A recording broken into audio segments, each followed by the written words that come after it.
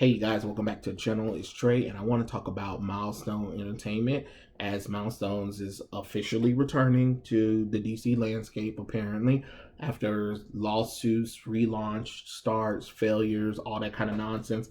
It's finally coming back. But I'm worried, to be honest, about the return of Milestones, because that Milestone Zero issue was a little alarming, to be honest. It kind of turned me off from of old, because since I've read the comic books from the 90s, and of course watching the Static Shock show, I just was not impressed by the changes that they made for the characters, just to kind of bring them into today's sensibilities. I would have preferred them just retooling the characters, as in you do a brief overview of what these characters are, who they are, do like a little small reintroduction to the characters, and kind of just continue the universe as if it's never went anywhere. Instead of changing the characters' origins or line up to try to match today's political climate is kind of weird. And I know some people was like, oh well, back in the 90s they were going through little kind of stuff. Yeah, but it wasn't overly overt where it was slapping you over the head or slapping you over the face, where it's just like, really? Especially because since today's society done got so political, the stuff that they were doing in the 90s was ahead of its time, more so than it would have been politically charged. And seeing the stuff that's added now, it's kind of like, oh, okay, here we go again. And it's not even Milestone's fault, it's the comic book industry fault, who's been throwing all of this political nonsense into stuff so much, to the point where anytime they do anything that could be politicized or whatever, it's kind of like, oh, here we go again. You guys just don't even know when to quit. Because a lot of times when they did have political overtones and stuff like that, it wasn't overtly to the point where it was slapping you over the head. Nowadays they beat us over the head and run a truck over us to let us know, hey, did you see that political message that we was trying to get? Yes, we see it. Now can we stop? You know what I'm saying? But what I'm really worried about the most is Milestone Entertainment is going to be the new Age of Heroes 2.0.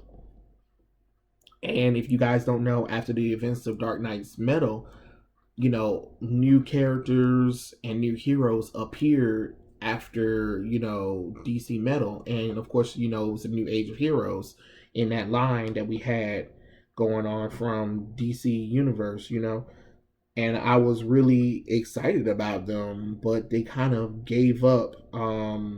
They kind of gave up on to be honest, they actually kind of gave up on the characters halfway through. And I mean, you know, the first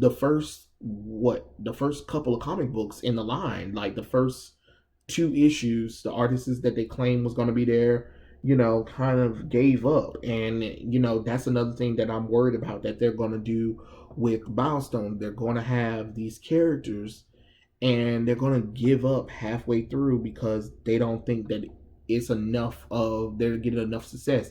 What needs to happen is, when you bring in new stuff, you have to cultivate it. You have to grow it. You have to water it. And that's the same thing with Milestone. One thing that I can think that's going to kill Milestone right now is literally the digital price. The digital price costs the same as a physical copy. I don't know why DC thinks, not DC, but comic books in general, thinks that people are going to pay $5.99, or I mean $4.99 for the average comic book digitally over a physical copy. Because if you really want me to read that, you're going to have to give me a physical copy, but more so than anything. And the physical copy need at least have about 80 pages, and that's your issue one right there. If you really want to get people in and you really want somebody to read the book, you gotta put some time in it, and you gotta make it affordable enough. $5, I need to be getting a lot from it. I need to be getting almost the size of a novel, to be honest. Because like I said, manga is like $5 to $8 to $10 depending on which kind of thing, and you get so much within that book. and this is excluding color and commercial pages that you put in there. That's another thing. How you gonna have a comic book, ask somebody to pay more, and then you're gonna have all of these, promotional pieces of the next upcoming books that don't have anything to do with Milestone. You know what I'm saying? It's weird, and that's what I'm concerned about. I'm concerned about that they're gonna see that we're not buying the book, and they're going to call it quits without really giving it a chance. And then if it doesn't do well, it's going to be blamed on the fans as us being racist, homophobes, all that kind of nonsense, just because we don't want to read it. If the book is one, too expensive, two, too political, three, story sucks, you know, you can't just expect it to become an overnight success. It's not going to work like that. This isn't Batman and Superman. You have to put time and effort into these characters, especially when it comes to people of color in these diverse books. That's why I loved, comic books from the 90s and in the past, because they got that understanding. They understood these characters are more than just their skin color, and they grew with those characters. They put time and effort into them. They put storylines into it. They made it where it was enjoyable.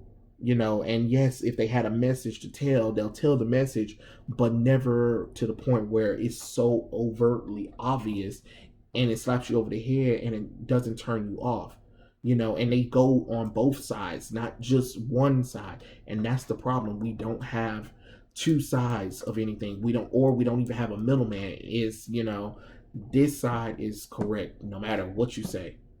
And it's weird when you're trying to tell readers what side they're supposed to choose instead of just letting them figure it out on their own. You know, that's all I'm saying, especially when it comes to ideas and how people want to be portrayed or whatever. I want to see Milestone be successful, but I don't want them to just, okay, finally we gave people what they want, but then they didn't read it, so it's their fault. But the question is, why are you looking at the fans to cul-de-sac that when you're not putting the time and effort behind it?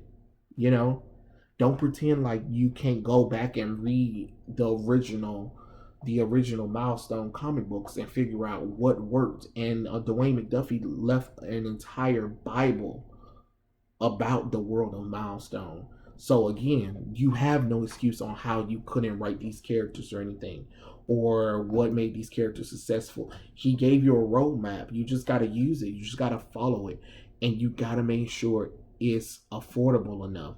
And if you really want Black people to read it, especially because I know that's the target for Milestone, if you really want it, you got to put them in areas that are popular and predominantly Black. You got to put them in stores. You got to put them in barbershops. You got to put them in areas that people of color, especially Black people, are going to go to and be like, dang. And you got to make it affordable enough, because I can tell you one thing: most Black people ain't gonna buy comic books, especially not with the starting price that they're talking about, $5, $4.99. Most of them be like, so do I get a big book? Does it come with a poster? No, it's just that little floppy. Oh, okay, well then you lost your mind. I'm not paying for that. And that's what I worry about, is that they're going to, judge it based off of how we as consumers buy the book, without understanding there are a lot of variables on why we might not buy the book or not. And you need to course correct, but you need to put time and effort into it. The new Age of Heroes lasted January 18th all the way to September to 2020, right? You need to be a little bit longer with Milestones. You need to be a little bit longer with Milestones, and you need to put epic storylines, and it shouldn't take months. So right after Static Shock, Rocket, and Hardware season ones of all of those ending, season 2 need to be coming up right up, like maybe 2 or 3 months tops in between them finishing. But other than that, you should be having stories coming out. You should be introducing these characters. You need to be introducing them to the world at large. And on top of that, you need to give some cross appeal too. so people can be like, oh, okay, this lit works in the world of DC. You need to have these characters cross over a little bit with the world of DC. You can't just not have them cross over. You know, it'll be interesting to see how they do the Milestone relaunch, but I really hope they do well with the Milestone relaunch, and I do hope the best for it. But again, I am skeptical because of how DC's been and how the media's been and how the comic book industry been. It's kind of like a little hit or miss. So we'll see though. But tell me what you guys think in the comment section below about Milestone Entertainment return. Are you guys excited?